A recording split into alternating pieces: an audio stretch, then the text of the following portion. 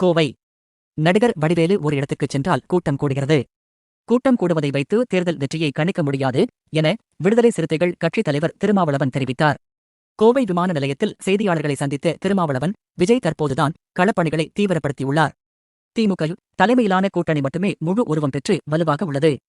2016-17 இல் உருவான இக்கூட்டணி பல தேர்தல்களில் வென்றுள்ளது. 2026 சட்டசபை தேர்தலை சந்திக்க உள்ளது. இந்த அணியை வீழ்த்த பல முனைகளில் இருந்து ஒலிக்கும் குரல்களில் விஜய் குரலும் ஒன்று. மற்றொன்று அதிமுக, அதனுடன் கூட்டணி வைத்துள்ள பாஜக.